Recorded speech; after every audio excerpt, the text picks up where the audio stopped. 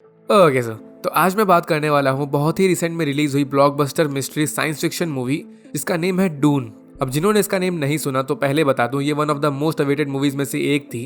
ये बेस्ड है 1965 से चली आ रही फ्रैंक हर्बर्ट की बेस्ट सेलिंग नॉवेल्स पे सेम नेम की। और इसके जो डायरेक्टर हैं डेनिस विलन छोड़ो, इन्होंने ऑलरेडी बहुत से बवाल साइंस फिक्शन मूवी बना के रखी हैं, जैसे ब्लेड रनर और अराइवल। दोनों पे मेरी वीडियोस आपको मिल जाएंगी, खुद का प्रमोशन। और एज यूजुअल अब जो इन्होंने 2021 वाली मूवी बनाई है, ये लिटरली बहुत जहर लगी मुझे। इसके कास्ट देख के ही समझ में आ जाता है कि बाबू भैया पेल के पैसा खर्च किया गया है। इसमें मेन रोल में है Timothee Chalamet, Rebecca Ferguson, Zendaya, Oscar Isaac, Jason Momoa, Dave Bautista और अपना थैनोस वाला एक्टर भी। तो कास्टिंग बहुत बवाल करी गई है। और इस मूवी का बजट भी बहुत ज्यादा था, क्योंकि एक साइंस फिक्शन मूवी है तो वीएफएक्स, कॉस्ट्यूम्स और सेट्स में काफी पैसा लग जाता है। तो मैंने इसकी नॉवेल तो नहीं पढ़ी है, तो मुझे स्टोरी का बिल्कुल अता पता नहीं था। तो as a first time viewer मुझे काफी पसंद आई मूवी, स्पेशली स्टोरी और कैरेक्टर्स की acting, sound effects and visual effects. मतलब जो फील आता है ना मूवी देखने में, वो कतई जहर। सो अब और टाइम वेस्ट नहीं करते हैं, मैं एकदम सिंपल वे में और डिटेल में पूरी मूवी एक्सप्लेन करने जा रहा हूँ। स्टोरी के साथ इंटरेस्टिंग चीजें भी बताऊंगा, बट उससे पहले अगर आप चैनल पे फर्स्ट टाइम आ रहे हो तो अगर साइंस फिक्शन फैन हो तो अभी जाके चैनल को सब्सक्राइब कर दो, क्योंकि मैं ऐसी वीडियोस लाता रहूंगा। So let's start and you all just have to sit down, keep calm and listen to me.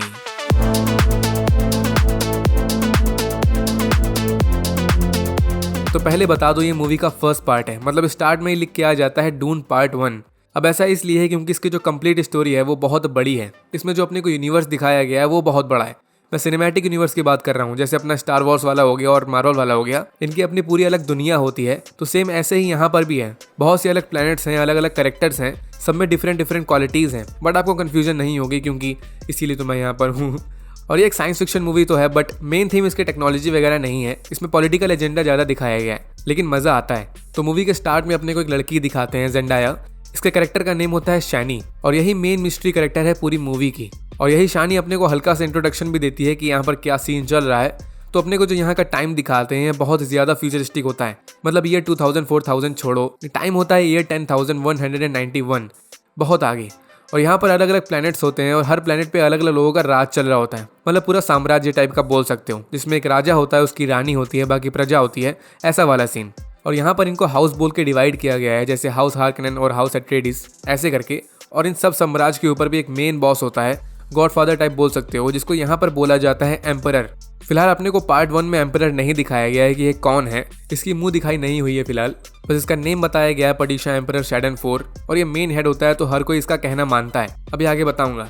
Meanwhile अपने को सबसे पहले एक प्लेनेट दिखाते हैं, प्लेनेट अरैकिस, साथ में इसी को डून भी बोला जाता है। और पूरी मूवी इसी प्लेनेट के ऊपर बेस्ड है, क्योंकि इस टाइम पूरे यूनिवर्स में सबसे इंपॉर्टेंट प्लेनेट यही होता है, प्लेनेट अरैकिस। ऐसा इसलिए क्योंकि सिर्फ इसी प्लेनेट पे एक पदार्थ पाया जाता है, इसका नेचुरल रिसोर्स होता है ये, जिसको बोलते हैं स्पाइस। अब इसी स्पाइस का यूज करके यहाँ पर इंटरस्टेलर ट्रैवल हो पाता है, मतलब स्पेस में उधर उधर मटकना स्टार्स के बीच में, वो इसी की वजह से पॉसिबल हो पाता है। और साथ में और भी इंपॉर्टेंस होती है इसकी, बट कुल मिला के फिलहाल ये स्पाइस एलिमेंट यहाँ पर सबसे ज्यादा वैल्यूएबल चीज होती है पूरे यूनिवर्स के लिए।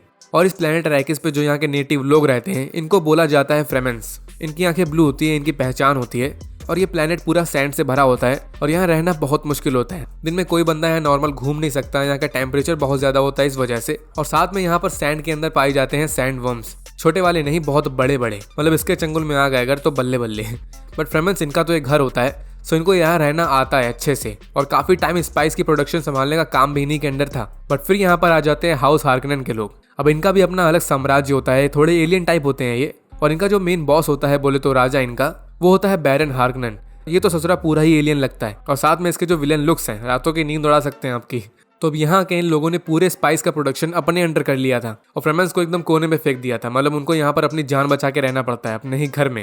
तो अब जैसा मैंने बताया था कि यहाँ स्पाइस बहुत कीमती होता है, तो इसी वजह से हाउस हार्कनेन वाले लोग अब पॉलिटिकली इस टाइम बहुत ज्यादा रिच और बहुत ज्यादा पावरफुल बन गए होते हैं, क्योंकि पूरा प्रोडक्शन इन्हीं के अंडर होता है। इवन ये एम्परर से भी ज्यादा स्ट्रॉन्ग बनते जा रहे होते हैं। तो नाउ यहाँ इंट्रोडक्शन होता है एक न्यू हाउस का, एक न्यू प्लेनेट का, प्लेनेट कैलाडन। और इनका भी अपना अलग साम्राज्य चल रहा होता है, हाउस अट्रेडिस करके। इसका मेन राजा होता है डूक लीटो अट्रेडिस, इसकी वाइफ होती है लेडी जेसिका, और इनका बेटा होता है पॉल अट्रेडिस। मूवी का मेन हीरो यही है, पॉल। तो ये लोग अच्छे लोग होते हैं, हार्कनेन जैसे नहीं होते विलेन टाइप। और इनका अच्छा खासा साम्राज्य चल रहा होता है इस प्लेनेट कैलाडन पे।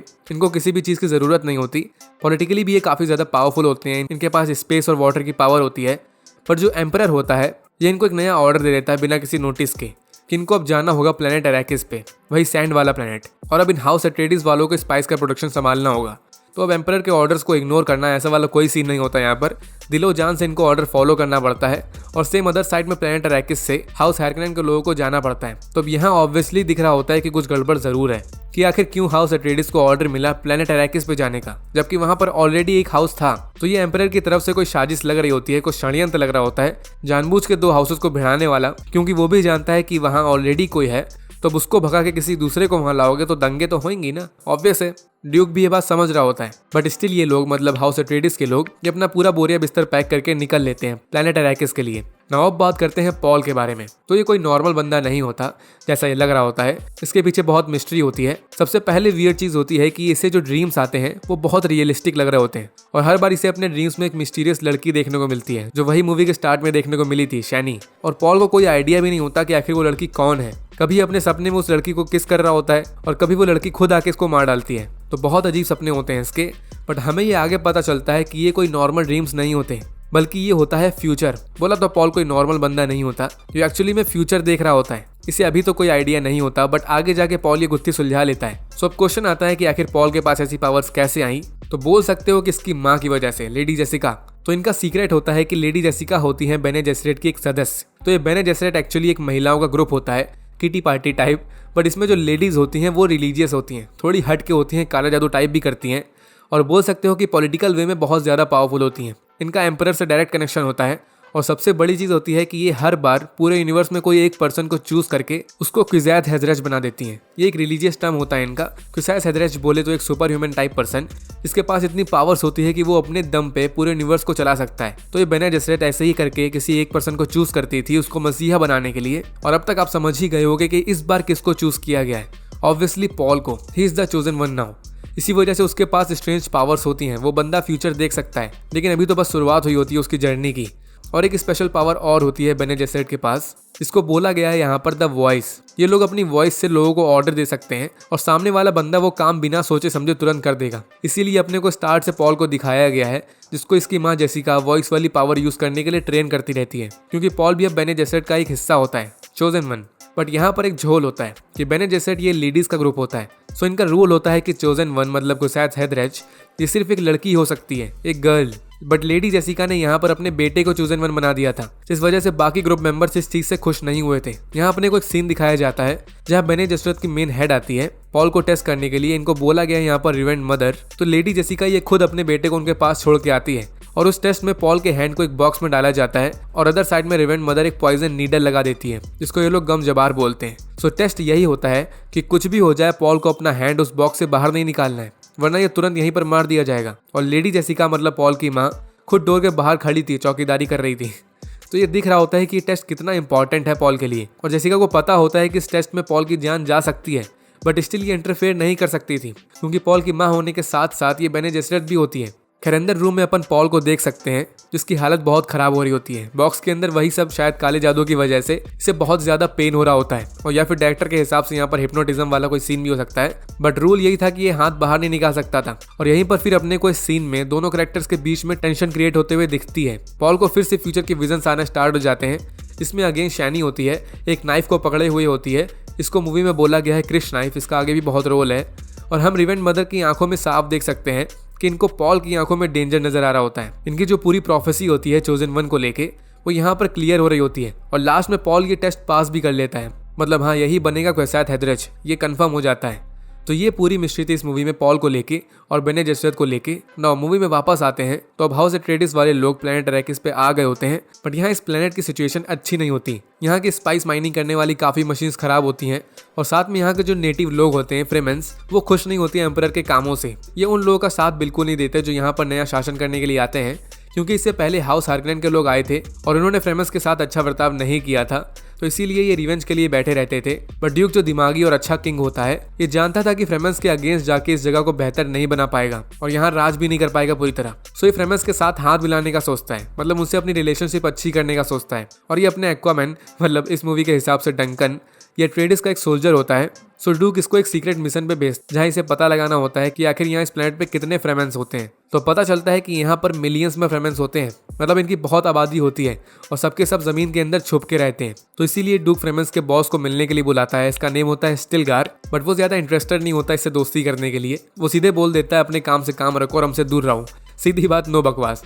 मीनवाइल अदर साइड दिखाया जाता है हाउस हार्कनेन वाले लोगों को, जो ऑब्वियसली गुस्से में बैठे होते हैं क्योंकि इनसे इनकी पावर छीन ली होती है स्पाइस प्रोटेक्शन वाली। सो ये भी बदला लेने का पूरा मौका ढूंढ रहे होते हैं और ये पॉल पे सीक्रेटली अटैक भी करवाते हैं, बट वो बच जाता है। बट फिर अपने को दिखाते हैं कि बेने जेसर्ट ये हार्कनेन वाले लोगों से मिल जाती है और ये भी हाउस अट्रेडिस पे अटैक करने वाले प्लान पे शामिल हो जाती है। बस इसकी एक शर्त होती है कि लेडी जेसिका और पॉल को हर्ट नहीं करना होगा, क्योंकि वो दोनों भी अब बेने जेसर्ट का ही हिस्सा होते हैं। और यहाँ पर जाके अपने को एम्परर का झोल पता चलता है कि एम्परर एक्चुअली में खुद अट्रेडिस पे अटैक करना चाहता है, लेकिन सामने सामने नहीं, पीठ पीछे। सर्दोकॉर ये एम्परर की इलाइट टीम स्पेशल फोर्स होती है। एम्परर इनको हार्कनेन की टीम के साथ ज्वाइन कर देता है। तो क्वेश्चन आता है कि आखिर क्यों एम्परर हाउस अट्रेडिस को डिस्ट्रॉय करना चाहता है। तो एक्चुअली इसका सॉलिड आंसर पार्ट 1 में तो नहीं दिया अपने को, बट यहाँ बैरन हार्कनेन ये खुद बोलता है कि एम्परर एक बहुत जेलस पर्सन है। तो इस चीज से हम गेस कर सकते हैं कि हाउस अट्रेडिस काफी पावरफुल हाउस था। हम लोग स्टार्ट में बताया गया था इनकी वाटर एंड स्काई पावर बहुत ज्यादा होती है, कोई भी अदर हाउस इनसे डायरेक्ट फाइट करके नहीं जीत सकता। और प्रोबेबली ये धीरे धीरे एम्परर से भी ज्यादा पावरफुल बनते जा रहे होंगे। तो मे भी इसी वजह से एम्परर ने इस हाउस को डिस्ट्रॉय करने का सोच लिया था, ताकि ये इनसे आगे ना निकल पाए। और एम्परर खुलेआम तो इन पे अटैक कर नहीं सकता था, क्योंकि समाज में कुछ इज्जत है इनकी, वो डाउन हो जाती। इसलिए उसने पीठ पीछे अटैक करने का सोचा। तो अब रात होते ही प्लैनेट अरैकिस पे जब हर कोई बंदा सो रहा होता है, तब हाउस हार्कनेन वाले लोग यहाँ पर अटैक कर देते हैं एम्परर की इलाइट टीम फोर्स के साथ, और कुछ चंद मिनटों में ही यहाँ पूरी तबाही फैल जाती है। बोल सकते हो अट्रेडिस वालों की पूरी लंका लग जाती है। और बैरन हार्कनेन इतना बड़ा वाला होता है कि उसने हाउस अट्रेडिस के एक डॉक्टर की वाइफ को किडनैप कर लिया था और फिर उस डॉक्टर को ब्लैकमेल किया था कि अपनी वाइफ के बदले ड्यूक अट्रेडिस को मेरे पास लेके आओ। और वो डॉक्टर अपनी बीवी के खातिर सेम ऐसा करता भी है। ये ड्यूक को पैरालाइज कर देता है, बट स्टिल इसके अंदर कुछ लॉयल्टी होती है। तो इसने 2 काम किए होते हैं। इसने पॉल को उसके फादर के हायरकी वाली रिंग दे दी होती है, जिसको पहन के पॉल अट्रेडिस का नया किंग बन जाएगा। और सेकंड, इसने ड्यूक के मुंह से एक दांत एक्सचेंज कर दिया था, जिसको तोड़ते ही आसपास की गैस पॉइजनस हो जाएगी। तो अब इस साइड ये डॉक्टर ड्यूक को लेके बैरन के पास जाता है। पॉल और जेसिका इन दोनों को अलग ले जाया जा रहा होता है किडनैप करके, क्योंकि ऊपर से ऑर्डर आया था बेने जेसर्ट वाला कि इन दोनों को हर्ट नहीं करना है। हालांकि ये दोनों सबको पेल पाल के निकल लेते हैं, क्योंकि इनके पास वॉइस वाली पावर होती है। और इधर वॉर के बीच में शायद सिर्फ एक ही बंदा सर्वाइव कर पाता है, डंकिन। ये भी सबको पेल पाल के निकल गया था। मीनवाइल बैरन को दिखाते हैं, जो काफी खुश होता है अट्रेडिस को डिस्ट्रॉय करके, और इस डॉक्टर को भी ऑब्वियसली मारी डालता है। अगर ये उसकी वाइफ को उसे वापस ही कर देता तो फिर काहे का विलन होता है। खैर, जहां बैरन को लगता है कि इस फाइट को जीत गया, तो ड्यूक अपना ब्रह्मास्त्र छोड़ देता है, वही पॉइजनस गैस वाला। और ड्यूक तो मर जाता है, बट साथ में ये इस रूम में हर एक बंदे को निपटा देता है। बैरन ऊपर दीवार में चिपक जाता है, इस वजह से लकीली ये सर्वाइव कर जाता है। हालांकि इसकी हालत बहुत खराब हो जाती है। और ड्यूक के साइड मरते ही लेडी जेसिका को उसकी पावर से पता चल जाता है कि इसका हस्बैंड नहीं रहा। अब सेम पॉल को भी समझ में आ जाता है और ये अपने डैड की रिंग पहन लेता है, जिससे अब ये समझ में आ रहा होता है कि अब इसने डिसाइड कर लिया होता है कि ये नया राजा बनेगा और सबको प्रोटेक्ट करेगा। और फिर इनको डंकन भी मिल जाता है और ये तीनों यहाँ से चले जाते हैं एक लेडी फ्रेमन के सेफ हाउस में। ये लेडी इनको प्रोटेक्ट करने का ट्राई करती है और लास्ट में यहाँ पर भी सौर्दाकार की फोर्स टीम आ जाती है और डंकन यहाँ अपना सेक्रीफाइस कर देता है पॉल और लेडी जेसिका को बचाने के लिए। ये लास्ट मोमेंट तक लड़ता है और यही डंकन की डेथ वाला सीन पॉल को पहले अपने ड्रीम्स में देखने को मिला था।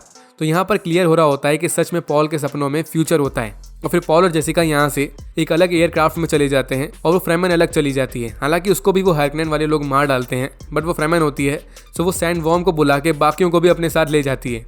और अब यहाँ से मूवी की एंडिंग स्टार्ट हो जाती है, जब अट्रेडिस में कुछ नहीं बचा होता और पॉल और जेसिका ये दोनों डेजर्ट में अकेले होते हैं। और यहाँ पर सैंड में चलना बहुत टफ होता है। नॉर्मल स्पीड में चलने से यहाँ पर सैंड की बीट्स की वजह से सैंड वॉर्म हो जाते हैं। सो सैंड में चलने की एक अलग यूनिक स्टाइल होती है जो फ्रेमेंस ने ही इन्वेंट करी होती है। तो ये दोनों इसका यूज करते हैं, बट स्टिल लास्ट में यहाँ सैंड वॉर्म आ जाता है एक, और फर्स्ट टाइम अपने को कंप्लीट सैंड वॉर्म को थोपड़ा देखने को मिलता है, जो बहुत डेंजरस लग रहा होता है, बहुत बड़ा होता है। हालांकि इन दोनों की लाइफ बच जाती है, वो इनको कुछ नहीं करता, चला जाता है।